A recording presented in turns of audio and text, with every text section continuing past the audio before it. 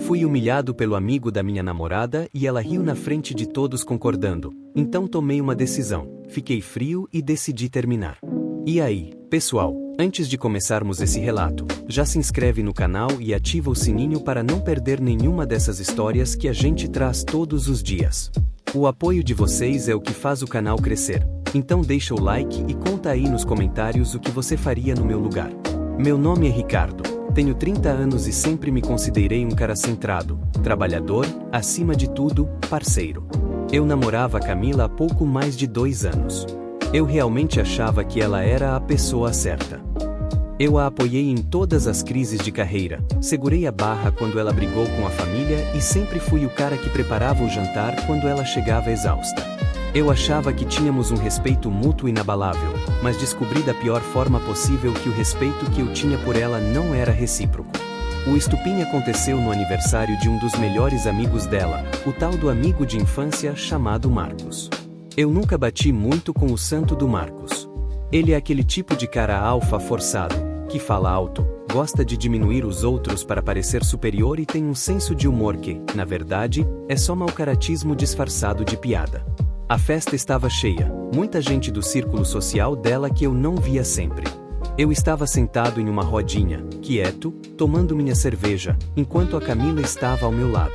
O Marcos, já meio alterado pela bebida, começou a contar histórias de quando ele e a Camila eram solteiros e saíam juntos. Até aí, ok, eu não sou um cara ciumento por passado.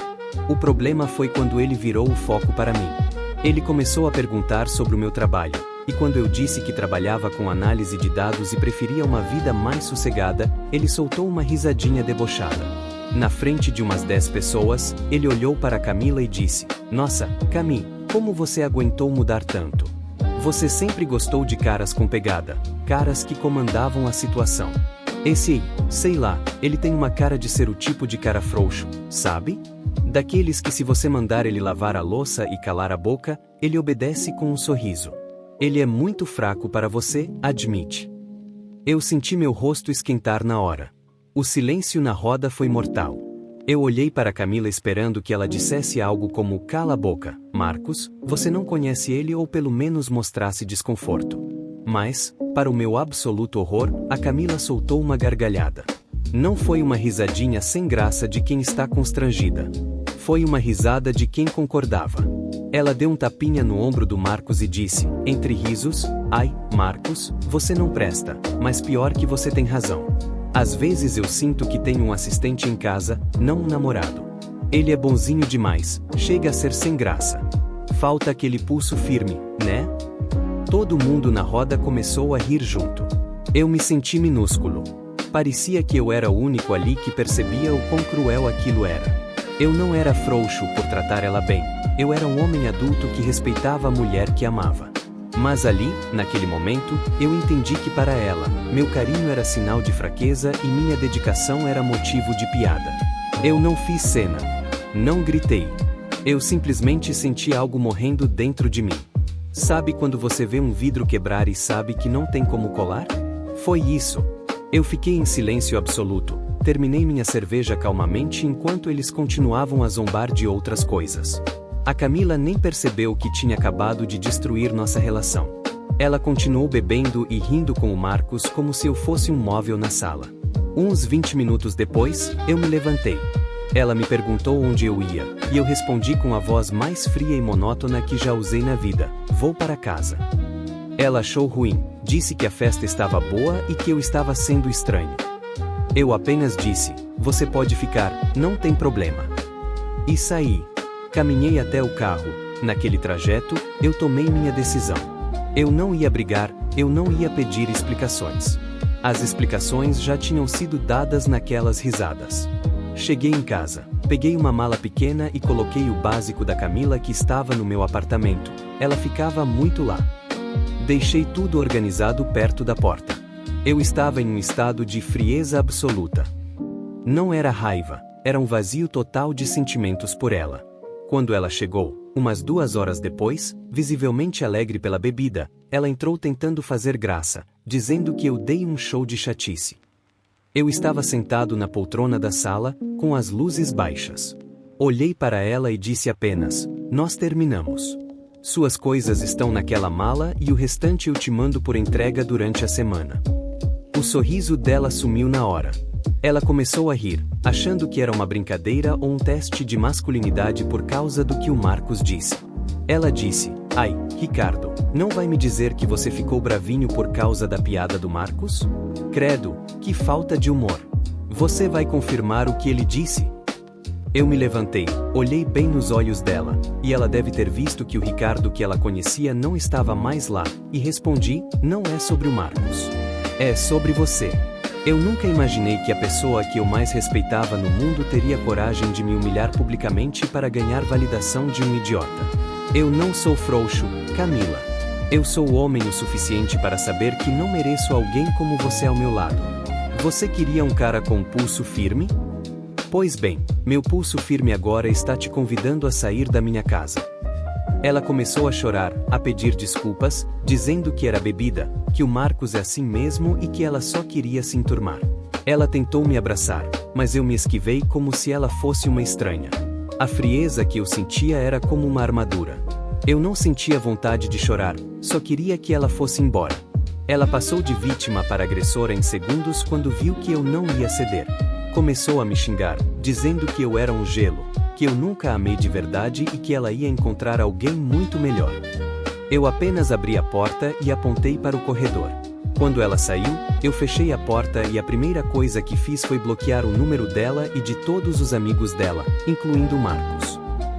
Os dias que se seguiram foram os mais silenciosos da minha vida, mas era um silêncio necessário. Eu achei que, depois daquela expulsão, ela teria o mínimo de dignidade para seguir o caminho dela, mas eu estava redondamente enganado. A Camila não aceitou o término. Para ela, o fato de eu não ter gritado ou chorado foi o que mais a feriu. Ela não conseguia lidar com a minha indiferença. Foi então que a perseguição começou, e o que era um relacionamento que eu considerava saudável se transformou em um filme de terror psicológico. Na primeira segunda-feira após o término, eu cheguei no meu escritório e havia um enorme buquê de flores na recepção com um cartão escrito: "Para o homem da minha vida, que eu quase perdi por bobeira." O constrangimento foi imediato. Meus colegas de trabalho, que sabiam que eu estava passando por um término, ficaram me olhando com aquela cara de "o que está acontecendo?" Eu apenas pedi para a recepcionista descartar as flores. Eu não queria aquele símbolo de uma falsa redenção na minha mesa. Mas ela não parou por aí. Camila começou a me enviar e-mails de trabalho, já que estava bloqueada em todas as redes sociais e no celular. Eram textos quilométricos onde ela dizia que finalmente tinha entendido o que eu queria dizer com respeito. Ela escreveu que tinha cortado relações com o Marcos, que tinha mandado um áudio para ele dizendo que ele era um idiota e que o nosso relacionamento era sagrado. Ela jurava que o Marcos não fazia mais parte da vida dela e que ela estava disposta a mudar tudo, a ser a mulher que eu merecia. Só que o problema nunca foi só o Marcos. O problema foi a essência dela, o fato de ela ter achado engraçado me ver por baixo. Uma noite, ao sair do trabalho por volta das 19 horas, eu a encontrei encostada no meu carro no estacionamento. Ela estava com os olhos inchados, visivelmente sem dormir. Quando me viu, ela não veio brava. Ela veio rastejando. "Ricardo, por favor, me escuta. Eu apaguei o número do Marcos. Eu saí de todos os grupos onde ele está. Eu fiz o que você queria. Eu provei que você é a minha prioridade." Ela gritava enquanto as pessoas passavam e olhavam. Eu continuei andando, destravei o carro e entrei. Ela segurou a porta, impedindo que eu fechasse. "Você não pode ser tão frio assim. 3 anos jogados fora por causa de uma piada em uma festa? Você está sendo cruel agora." Ela disparou. Eu olhei para ela, e juro para vocês, eu não sentia raiva. Eu sentia uma fadiga enorme. "Camila," eu disse, "você não tirou o Marcos da sua vida porque percebeu que ele é uma pessoa ruim. Você tirou ele porque achou que isso era a moeda de troca para me ter de volta como seu assistente pessoal. O que você fez na festa não foi uma piada, foi uma revelação do que você pensa de mim quando não estou olhando. E contra isso, não existe buquê de flores nem bloqueio de amigo que dê jeito." Eu puxei a porta com força e saí dali, deixando ela chorando no meio do estacionamento. A partir daí, a toxicidade escalou. Ela começou a ligar para minha mãe, chorando e dizendo que eu estava tendo um surto psicótico, que eu precisava de ajuda médica porque não era normal alguém terminar um namoro assim, sem conversar. Minha mãe, que sempre gostou dela, ficou preocupada e veio me questionar. Tive que sentar com a minha própria mãe e explicar a humilhação que passei. Graças a Deus, minha mãe me conhece e disse: "Meu filho, se você perdeu a admiração por ela, não tem volta. Siga a sua vida." Camila começou a deixar presentes na porta do meu apartamento. Livros que eu gostava, vinhos caros, cartas escritas à mão. Ela ficava horas parada no carro em frente ao meu prédio, apenas observando quando eu entrava e saía. Eu comecei a me sentir vigiado, sufocado. A pessoa que um dia foi meu porto seguro agora era minha maior fonte de ansiedade. Ela mandava mensagens por perfis fakes no Instagram, fotos de nós dois em momentos felizes, com a legenda: "Você vai mesmo deixar isso morrer por orgulho?" O que ela chamava de orgulho, eu chamava de amor próprio. E a cada tentativa desesperada e invasiva dela, eu tinha mais certeza de que aquele Ricardo bonzinho que ela conhecia realmente tinha morrido naquela festa. Eu estava prestes a tomar uma medida judicial se ela não parasse, pois a situação estava fugindo do controle. Ela não queria o meu amor, ela queria recuperar o controle sobre mim que ela sentia que tinha perdido. O clima estava insuportável. Eu não conseguia mais sair de casa sem olhar para os lados, e as notificações de perfis fakes no meu celular não paravam. Eu percebi que, se eu não desse um ponto final definitivo, olho no olho, aquela perseguição nunca acabaria. Ela interpretava o meu silêncio como charme ou castigo, e não como fim. Então, eu decidi marcar um encontro. Escolhi um café bem movimentado, um lugar neutro onde ela não pudesse fazer um escândalo sem ser notada. Quando cheguei, ela já estava lá. Tinha se produzido toda, estava usando o perfume que eu costumava elogiar e sorriu de uma forma esperançosa quando me viu, como se aquele encontro fosse o início de uma reconciliação. Antes mesmo de eu sentar, ela começou: "Eu sabia que você ia ceder, Ricardo. Eu sabia que o nosso amor era maior que qualquer mágoa. Eu mudei, eu juro. Eu já mudei tudo o que você não gostava." Eu a interrompi antes que ela continuasse com o roteiro de sempre. "Camila, para. Eu não vim aqui para voltar. Eu vim aqui para te pedir, pela última vez, que você pare de me seguir, pare de ligar para minha mãe e pare de ir ao meu trabalho. O que nós tínhamos acabou naquela festa. Não existe mais as pontas." O sorriso dela desapareceu e foi substituído por aquela expressão de indignação que eu já conhecia. "Mas por que, Ricardo? Por que você é tão radical? Eu já te disse que cortei o Marcos. Eu já me humilhei, eu já pedi perdão. O que mais você quer? Você quer que eu me ajoelhe? Eu faço isso agora mesmo se for preciso para provar que eu te quero." Ela começou a falar mais alto, e as pessoas nas mesas próximas começaram a olhar. Foi nesse momento que eu decidi mandar a real, sem filtro, para que não sobrasse nenhuma dúvida na cabeça dela. Eu me inclinei para a frente e falei com uma calma que parecia gelo: "Camila, entenda uma coisa. Você acha que o problema foi o Marcos, ou o que ele disse? Mas o problema foi a sua reação. Naquela noite, quando você riu e concordou que eu era bonzinho demais e frouxo, você me mostrou que o homem que você quer não sou eu. Você quer alguém que você precise domar, alguém que te trate mal para você respeitar. Você só está aqui agora, rastejando atrás de mim, porque pela primeira vez eu não fui o bonzinho. Eu fui frio e te cortei. E é esse Ricardo frio que você está perseguindo agora, não o homem que te amava." Ela tentou balbuciar alguma coisa, mas eu continuei: "Sabe por que você não consegue me esquecer? Não é por amor.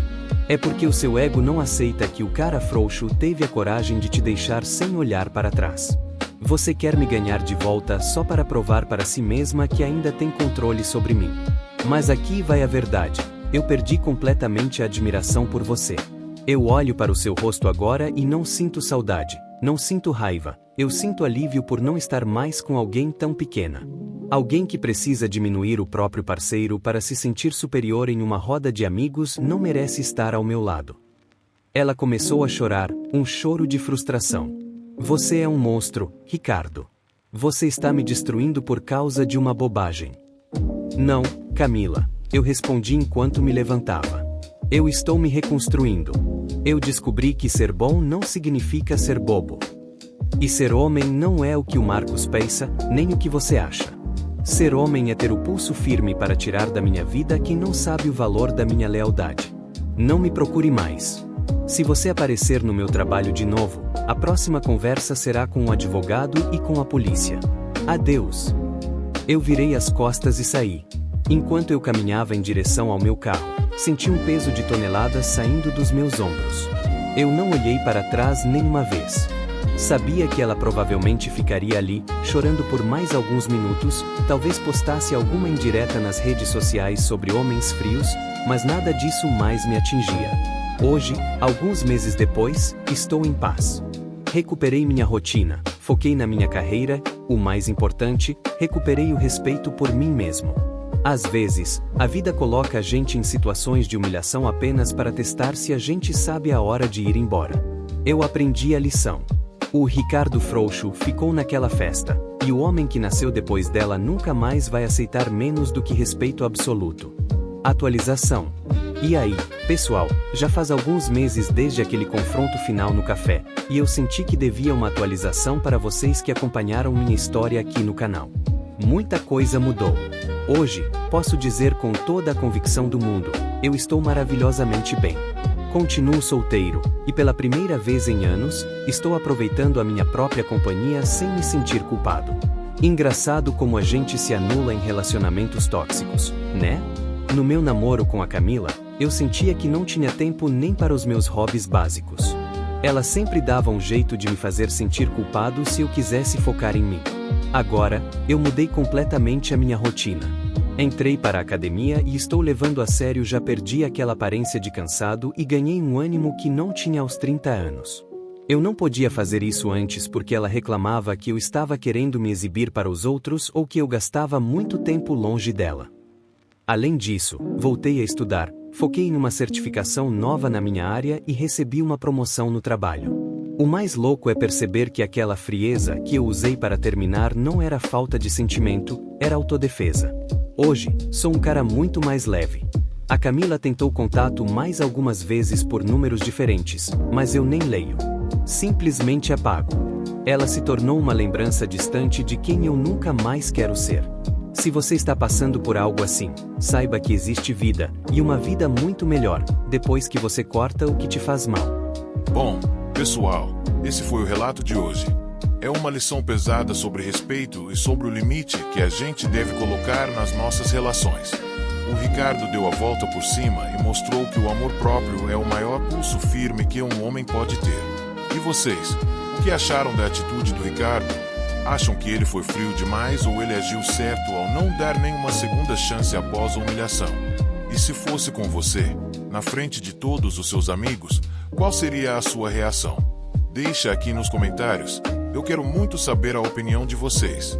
Não esquece, se você gostou desse vídeo e quer ouvir mais histórias reais e fictícias de reviravoltas e justiça, se inscreva no canal, deixe o seu like e compartilhe esse vídeo com aquele amigo que precisa de um empurrãozinho para acordar para a vida. O apoio de vocês é fundamental para a gente continuar trazendo esses conteúdos. Valeu por assistir até aqui e a gente se vê na próxima história.